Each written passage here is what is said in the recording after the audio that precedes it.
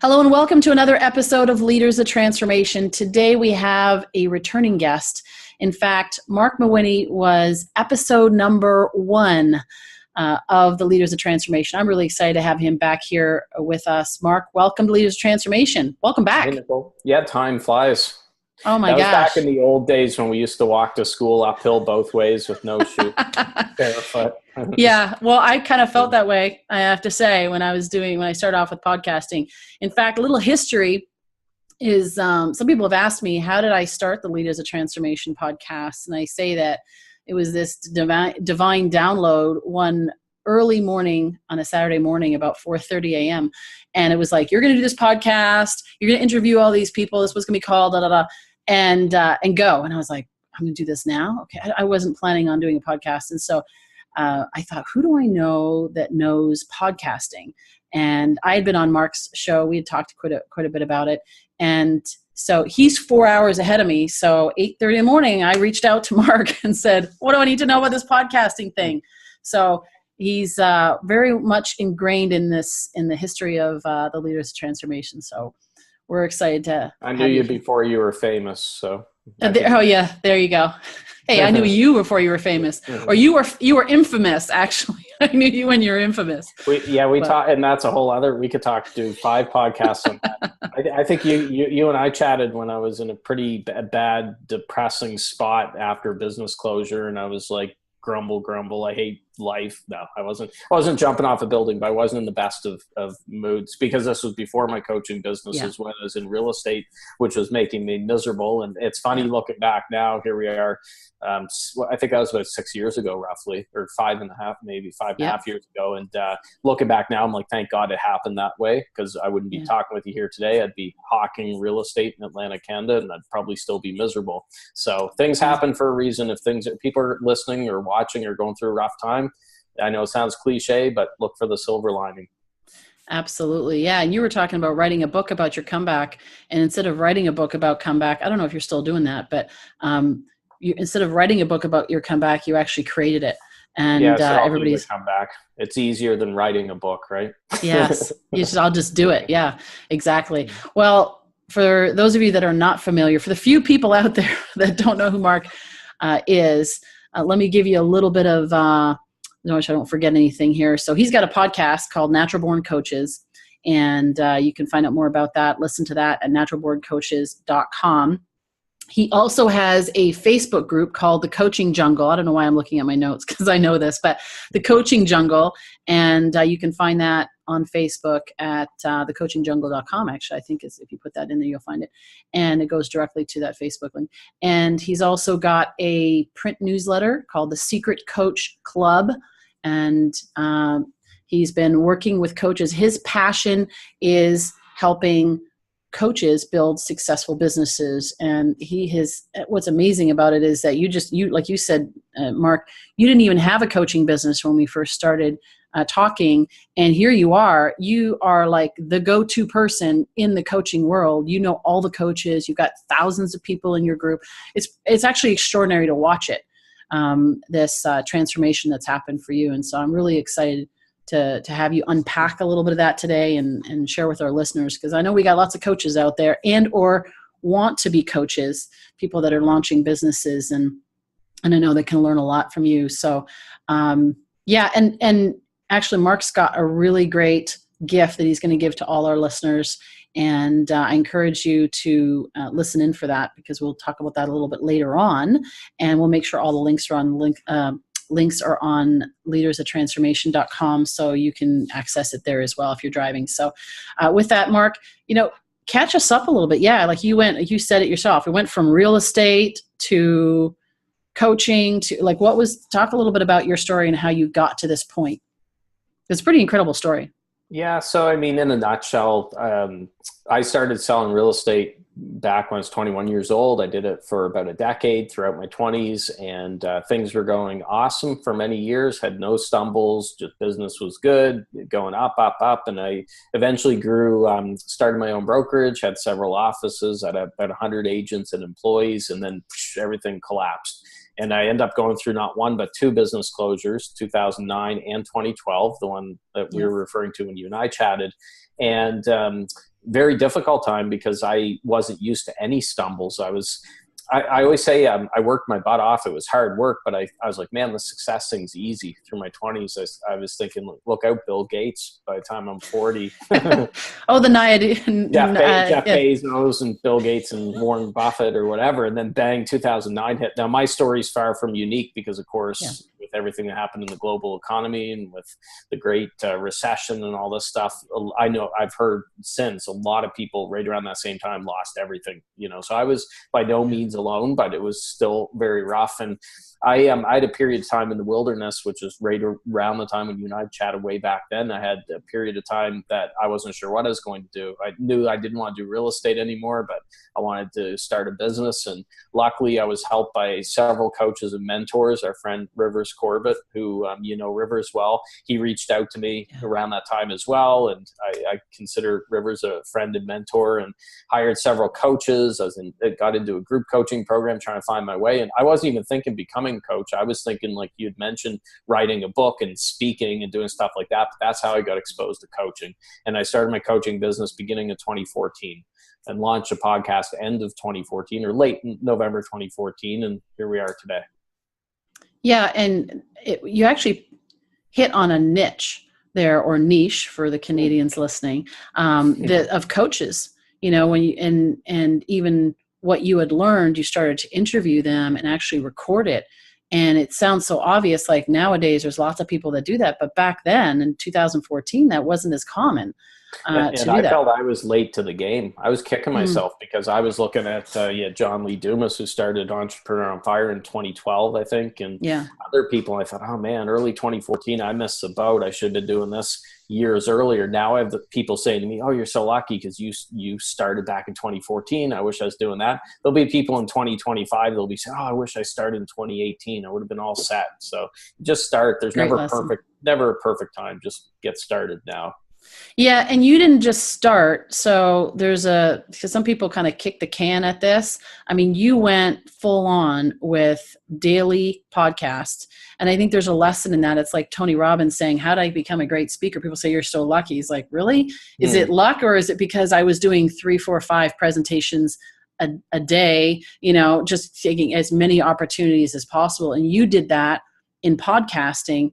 Because in a year, by the time I started my podcast, I think you had like some 300 episodes or something, or you were just the first 300 days I did daily, and now it's at a weekly frequency. But I always say, but starting that, kicking it off and learning it full immersion. It lessened the learning curve. And then what was funny was a lot of people back in my first year, like, oh, I've been listening to your podcast for 5 years. And I'm thinking, no, you haven't, because it's only been going for a year, but there's hundreds of episodes and they felt like I'd been at it longer. So it definitely helped with credibility when people would look and see that as at 300. Now as we're recording this, I'm up close to 550. So we're closing in on 600, but I always, I'm a fan of having a daily something. So for me in the early days, it was podcasting. Now my daily something is daily emails to my list. I've been doing that now for over 2 years. And daily something should be something you enjoy, something that gets you results. So if you don't like writing or podcasting, maybe it's Facebook Lives or something else, but you should have a daily something. It definitely shortens that learning curve, and the whole success climb up the hill of success gets much easier if you have a daily something. Yeah, it's that visibility, credibility, and consistency in play. So emails, yes, I get your emails. You're one of the few people that I actually still get, because you drop off them if they're not valuable or whatever. I do that at least. I'm like, I just can't keep up with all the emails coming in. But your emails do come out every day. In fact, I had another guest on the show and we were talking about email. It was actually Terry Green talking about email newsletters. And Terry's like, oh, I get this one and it's so awesome. And I said, yeah, I have one too that I get that's really awesome. And it turns out we were both talking about your email newsletter that comes out. My ears are burning here in Canada. Yeah. Well, no, and she was saying about how you just engage, and that's what we were both talking about ultimately. But talk to us, like, how do you even, like you said, it's something that you enjoy. So you enjoy writing, you enjoy connecting. What part of it that you really enjoy? Because I have to tell you, I don't enjoy writing daily emails. So I'm trying to relate a little bit to why you would want to do that. Well, because I like making money. Let's be honest. Okay. Everyone in the coaching world tries to pretend they don't care about money. So like, oh, it's not about the money. You know, I want to make the world a better place, and I could care less about the money. Put your wallets away. Me, I'm like, I love money. Now, don't get me wrong. You have to have more than just money as your goal, right? So I say that jokingly, but it is true. I wouldn't be doing daily emails if it wasn't bringing more revenue into my business, because I would find other things to spend the time with. And there's two components to it. You can't just send daily emails, but have them be boring and just pitch and typical internet marketing speak, that doesn't work. But if you can send daily emails, and what I try to do is I take the filter off, I make them entertaining, I loosen up, I don't overthink them or whatever, then that it solves the number one problem that mistake that most people emailing make. And the number one rule would be, don't be boring. So if you're boring, sending out boring emails, they will unsubscribe. But I love daily emails because it chases away people who probably would have never bought from me or hired me. True. And those that stick with you, like yourself, Terry Green, and others that have stayed on my list, it helps strengthen that bond, that relationship there. So I highly recommend daily emails. Anyone that says, oh God, don't do that, that would be so annoying, I would drop off that list. They've never tried it, so don't listen to them. They're wrong. Yeah, great lesson there. And not being boring also, because then if it's boring to them, if it's boring to you, then it'll be boring to them for sure. Yeah. And you're going to offend some people. I've had people. What, you offended people? Yeah, I did. And some stuff, I don't think I'm terribly offensive. It's not like I'm talking politics every day. I said something once that, and you can tell me if you think this is offensive. In a nutshell, I said that, there's a lot of coaches out there that try to cobble together free advice. So they'll do these free calls with people and then they try to take some advice from Nicole, some advice from Marc, some advice from so-and-so and so-and-so, and then they try to put it together and hopefully that'll work. And I compared them to the people back in the old days before the Wright brothers achieved flight that tried to cobble together these flying contraptions that had like weird looking wings and looks like they're held together with bubble gum and tape and everything else. And people were like falling to their death and it was just terribly dangerous. I said that that's the same as coaches who try to cobble together free advice from 10 free calls or whatever. And I had one woman who compared me to Hitler or Attila the Hun and said that was the rudest email I've ever had. Now, I know what happened. I touched a nerve because she was one of these coaches flying the flying contraptions and trying to do the free stuff. And I'm not trying to knock people who are starting the business on a shoestring budget, because I was on a dental floss budget when I started my business. But at some point you have to open up your wallet and invest. Free only gets you so far. And that was an email I sent out and she thought I was horrible. She unsubscribed and made a point to send me a long email bitching me out basically. So, but that's fine. I would rather chase her off, because if she has a problem with me charging, she's not my person, and that's what my emails are designed to chase away, the freeple and the cheaple. So you'll get some stuff from me. Don't get me wrong. If you don't invest in whatever I'm selling, you'll still get some stuff to help you, but you got to go across that line ultimately and open your wallet if you want to get more.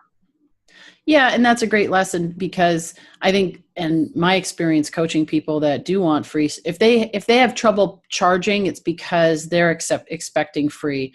And yeah, if you're a coach and you're not willing to pay for coaching, then there's a disconnect there. Definitely disconnect. So I'm like, and it's out of integrity. Ultimately, you actually going and asking somebody else to pay you is very hypocritical, because you're patching it together and they're going to do the same thing. It doesn't work. So my daily emails, I say I'm like Clint Eastwood in that movie Gran Torino, where he's got the shotgun in the front yard chasing people off. That's what I'm trying to do with my daily emails. If you're going to get offended at me, spoiler alert, I'm in business and I have a call to action and you've seen in every single email. Mm-hmm. Now it's not an arm twisty type call to action. No, it's not sleazy or it's not, pushy. I'll give the lesson, a story or whatever. And I'll say, by the way, I go into this in greater detail in next month's issue of Secret Coach Club. Grab it here.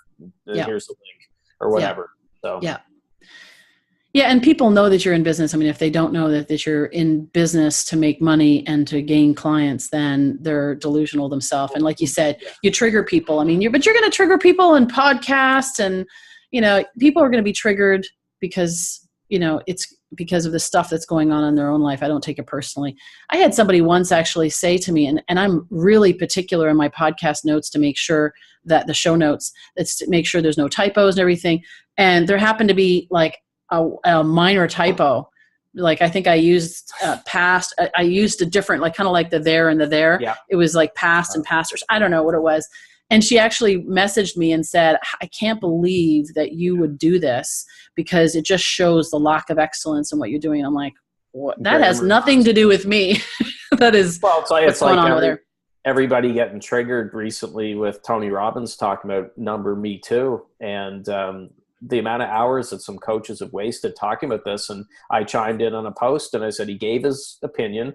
He defended it. He didn't back down. Yep. And by the way, he said, I like what number me too is about, but then he made his point where he was saying you're focusing on the anger and you're getting significance from attacking other people instead of doing something else. And all these people are complaining and virtue signaling and all this stuff like that. And I'm like, hey, I respect the fact that Tony Robbins at his event gave a strong opinion, defended it, and he didn't run down me too and everything else. Now I did say, he was didn't handle it the way I would have handled it, because he cut the woman off when she asked a question within 2 seconds, and then he was like, kind of jabbing his finger at her, pushing her back. I don't know if you saw the video. So I said that wasn't really cool, but everyone's attacking Tony Robbins and they're spending all this time saying that. And I said, why don't you put that much passion and energy into building your actual business instead of bashing Tony Robbins? And I'm not a Tony Robbins fanboy, by the way. I didn't enjoy his documentary on Netflix, I'm Not Your Guru. I thought was a infomercial for him. I was disappointed with it, but I still respect that he actually put out a strong opinion. And people nowadays just get way too offended and triggered, and they love to be offended in 2018. If there's a day that goes by that there's nothing for them to be offended about, they're disappointed because they want to be offended. Yeah, so you're going to get offended, and people are going to be offended by what you say. So you might as well just say what you think, bottom line. So let's talk about your coaching jungle. I don't know how many people you've got in your jungle. I'm in there, but I haven't checked the numbers. 12,000, give or take. Yeah. Wow, that is crazy. So with that many people, how do you? Let's talk about building community, because you clearly know how to build a following. Now, some people would argue that's not community; it's what you do in the community.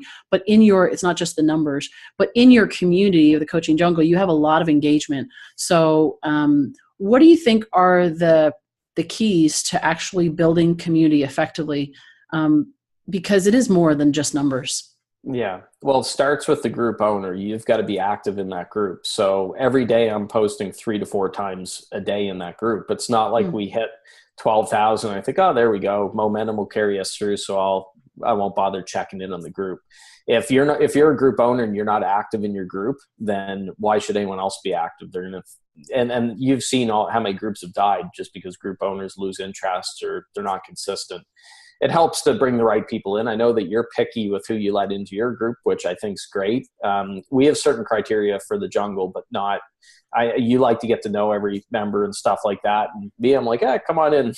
As long as you got a profile picture and you're not a spammer and you're not in more than 250 groups, come on in. But it works for us and that works for you. So you got to take your own approach there. With whatever works for you. But I mean, those are a few things. I ask a lot of questions. I'll do polls. Facebook groups are the best market research that you could have, free market research. And so many group owners don't take advantage of that. Whenever if I'm creating something or I want content ideas or whatever, I ask the group. And I've got some great people in there. Once we got up over 1,000, it seemed like we hit a tipping point and just the momentum really shifted. It got very strong. So it takes time. Don't get me wrong. It's a lot of work, but it's worth it. Do you find that you get a lot of your clients from the coaching jungle? Yeah, that's what most of the clients for my group program come from the Facebook group. Subscribers for my print newsletter more often than not come from the Facebook group. So what happens is people with the Facebook group, they get to know, like, and trust you, which is very important. So most people are hoping, crossing their fingers that they'll make the sale to strangers. They're cold as ice. They don't know you. If you can get them into the Facebook group first, they can see, hey, Nicole's an expert, what she does. I like what she's doing here. They get to watch your stuff. They'll stalk you for a while. People told me before, I've stalked you for years, Mark, and now I'm ready to take the plunge. And that's what Facebook groups do. They take people away from the noisy news feeds that are filled with cat videos and politics and everything else, and they bring them into your community where you're seen as the expert, the leader, and they get to know, like, and trust you. So you've got email newsletters, you've got your podcast. In fact, you now have also a solo podcast. So you say the Natural Born Coaches is once a week. Yes. And then you've got your solo podcast coming out also once a week. And then you have another one launching as well. Then you've got your Facebook groups. Are there other things that you do, like what in your marketing strategy for people that are listening and saying, I want to learn from Marc and what he did, because obviously you've got the success. What else would you recommend that they, I love what you said earlier though, do things that you love. Like, so, if somebody loves doing Facebook Lives, do Facebook Lives. If you hate doing Facebook Lives, well, then you might want to get, look at that or get to love video, because it's really important. That would be me. My new show, I should mention that the new show is actually an Alexa flash briefing. So, those Alexa things by Amazon that, people can say, tell me a funny joke, Alexa, and they'll tell them. Well, they have flash briefings that you can subscribe to, just like a podcast. So every morning it'll play for them, and they can be up to 10 minutes, I believe. Mine's going to be a 1 minute, the Marc Mawhinney minute, it's called, and 1 minute, just really quick, snappy stuff. But that's an example there where a few very smart people have done well with it, but it's still very early on. I'm an early adopter there, and I recommend people check it out because I think it's going to be big. So that's what the new one is. But in a nutshell, the three legs to my business stool are podcasting on both sides of the mic. So my shows, and then like I'm doing here. The second is Facebook, especially the Facebook group, as we talked about. And third is email marketing with daily emails. If I'm doing those three things, my business is in good shape. If I said, maybe I'll cool it with podcasting for a while, or I won't do daily emails or whatever, I would notice it. That I would see that in my wallet. It would take a hit. So find a couple things that you enjoy doing that you're really good at, and then just stick with those things. Don't be doing 100 different things. Yeah. And you also mentioned that you've gotten some people on your team. I know that's where I'm at now, where it's like, I need to have a team that's helping me with some of these lower value tasks, and getting the right people. I've had lots of people that have come and gone, but getting the people that really believe in what you're doing. So tell us a little bit about how you did that and how that's shifted your focus and your business. Yeah. So in the past, I've hired VAs, but only for specific tasks, and then they'd be done. Earlier this year, I hired a full-time VA team in the Philippines. Don't tell Terry Green, by the way, where she's a North American. She'll shoot me. I'm unsubscribing. No. Yes, that's right. But I hired Cody Lardisball and his team from the Philippines, and they've been great. So the problem I was running into with the group being up, 12,000 people, is I was spending too much time doing tasks I shouldn't have been doing, deleting spam if it came on the wall, and checking requests to join the group or so on. So that's one of the things. They're booking me onto other shows, and they're doing some stuff like that. But I should say that I'm also in my 5th year coaching now. So it wasn't like right out of the gate I had a VA team or whatever. For a long time, I was the chief cook and bottle washer. I was editing my own podcast, and my brother luckily started a podcast editing business, and he handles that for me. So I don't have to touch that stuff for my podcast, like editing. I hate editing, by the way. I'd rather get a root canal than edit podcasts. He loves it. So him and his team handle that. And like I said, Cody and his team handle other stuff. So in the early days, you're gonna have to work your butt off, and it's not all sexy, glamorous stuff, right? It's, what it's like from launching what are you up to? Hundreds of shows as well, aren't you? Yeah, just released today, 170. So wow. Yeah. So you know all about it. And I started editing in the beginning, and I thought this would be kind of cool. It's kind of like, ooh, this is interesting, like solitaire, very therapeutic. It's kind of, there's a rhythm to it. And then after a little while, and I went, I hate this. I don't want to. It's because you've already done the interviews too, right? So one of the things with my brother and his team, they've never heard those interviews. It's their first time. So they're getting paid to learn too while they're doing it. Yes. I've heard all of my own lame jokes. I've got my dry Canadian sense of humor. And sometimes I hear it, I'm like, oh God, Marc, you didn't say that, did you?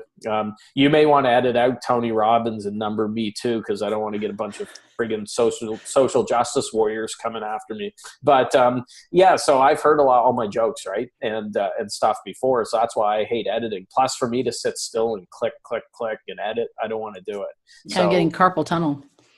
Yeah. Exactly. Yeah. Yeah. So we're sure to offend some people here. Let's talk about price pointing your coaching programs, because I know that you talk a lot about this and what to charge and when to know how to increase your like when to increase your prices, how much, all that kind of stuff. So what's your rule of thumb on that? Because there's coaches out there listening. Oh my gosh, it makes me crazy hearing people talk about what they charge. And like literally I've done it with coaches that I've said, okay, take all the time that you're spending, divide it out, because they're just thinking their coaching time. But when you think about what it takes to run your business and then they divide it out, like some of them are at $20, $30 an hour, $50 an hour coaching. And it's crazy. It's crazy. Yeah. I mean, you must just go get a job and, so talk to us a little bit about your model. Well, coaches for the most part are screwed up when it comes to pricing, because how many are doing free or discounted coaching? And they do it for a few reasons. They think, well, I'm going to do it to gain experience. Then down the road, I'll charge what I should be charging, which rarely works out that way, because your confidence gets hurt. You get so frustrated by giving away everything that it doesn't work out that way. So that's one of the reasons. They think they'll get referrals or testimonials, right? I'll knock Nicole's socks off by giving her all this free coaching, and then she'll love me and she'll throw all her friends over to work with me too. You have some very smart people in the coaching world who've written excellent books, but my issue with them, I'm not going to say who, but one in particular that then is encouraging people to give away these free coaching sessions, 2-3 hour coaching marathons, and knock their socks off and get referrals from it, let them experience the power of coaching and all this stuff, give it away. And they treat coaching like a snotty Kleenex that's just thrown away. I don't recommend that you do that. Any calls I do with people, first calls, max 30 minutes, usually 20 minutes, to see if there's potential to work together going forward. But don't get me wrong, I'll help people in there and stuff, but I don't do free coaching with it. And I wish, if I could be dictator for a day of the world, coaching world at least, I would say, no, my decree is there's no free coaching allowed. You will no longer do free coaching. Well, it hurts everybody. It does. It cheapens it, devalues it. Now, I've had this debate with the ones that come from the school of thought that say you should give the free 2-3 hour marathon ones. And they've said, no, it lets people experience it because they've never experienced coaching before and all this other stuff. People don't value what they get for free. So it's too big of a jump. If you don't know coaching and I'm giving you 3 hours of my time to then say, okay, Nicole, now I want you to pay $10,000 to hire me for this. What do you think? It's a big jump to go from $0 to $10,000. What usually happens is, let's say I do knock your socks off, which I hope I would if I did it. What usually happens is you think, well, I got everything I needed, Mark. This was great. I can handle it going forward, but I'm not going to pay you $10,000. But thank you very much. I can handle it. So there's my unfiltered opinion on free or discounted coaching. But I say constantly increase your prices. Every 6 months, I'm evaluating my fees, because I've been at it longer, my value's increasing, and I've never regretted doing a price increase. There's been times I'm like, oh, this is a big jump, don't want to do it, screw it. And I changed the pricing, and I've never regretted it. Yeah. Well, I think there's also something that's going on in those coaching sessions, and I've done it. I mean, I've actually done the free coaching. Actually, last year, I put it out there and I said, I'm going to give away five comprehensive coaching sessions. Did them. I don't know. I just woke up one morning and felt like I was going to do that. Did them. And, and it was, but I did it as a give back, not necessarily because you don't get clients out of that ultimately. And even if I look back, would I have done it again? I mean, I think there was great impact in that, some of the people that I did it with, but, what's happening is, like you said, they're saying, okay, well, thanks very much. I'm going to take what you've told me and what you've shared with me, and I'm going to run with that for now. Versus when you're talking about a 20-30 minute conversation with them up front, like that free consultation or whatever, it's really identifying what are their goals, what are their issues, what's standing in the way, what are the gaps, so that you can identify whether or not they're a good client. So you're not actually giving them the solution and coaching them, you're actually identifying whether or not you can support them in creating the outcome that they want, right? I mean, you're not coaching in 20-30 minutes. No.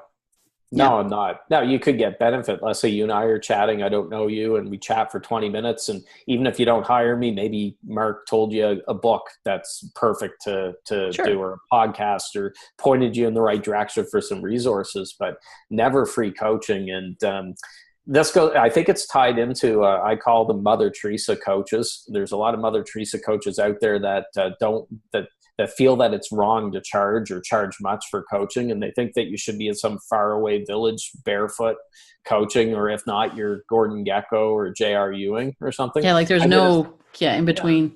No, Yeah. in between, but yet they're the same. They've got terrible blocks when it comes to money, but then you see their copy and stuff that they have on their website, and they're like, oh, I help people push past their fears and all this stuff. No, you're the most scared person. You're in no position to help anyone push past their fears, because you won't even ask for money for what you're doing, an investment for coaching. So there again goes to what we talked about with the disconnect with coaches who aren't willing to invest in other coaches to get help with that they need or whatever.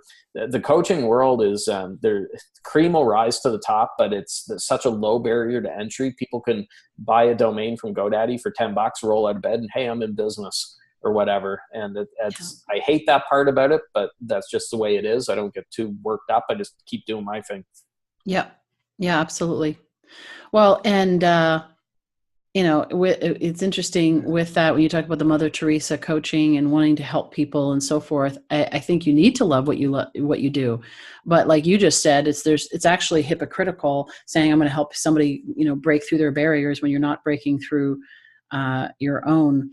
And to me, that's where there's a little few pet peeves that I have in the coaching industry, but like you said, I just keep moving forward and just, and I'm not trying to deal with all those things, because that's going to happen one way or the other. So, so price points, you change them every 6 months, you reevaluate them, you're saying. So at what point how do you reevaluate? Give us a little of an insight into, you look at it in 6 months and you go, okay, how am I doing with this? What kind of criteria to look at to increase it?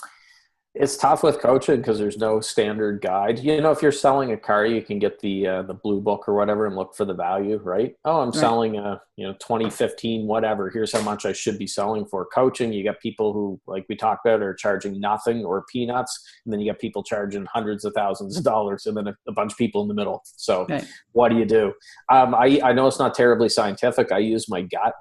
So I'm already charging more than the industry average, but I push myself to continue, because I know that there's value that I'm giving there, and I should be charging. And I know when I'm not charging enough. So good examples with my group program, there was a period of time that some people would say I was charging enough. It was 3 months to work with me, 12 weeks together, and I was charging $2,000 US. And some people might say, oh, well, that's not too bad for group programs. Got a number of people in there. I knew it should have been higher.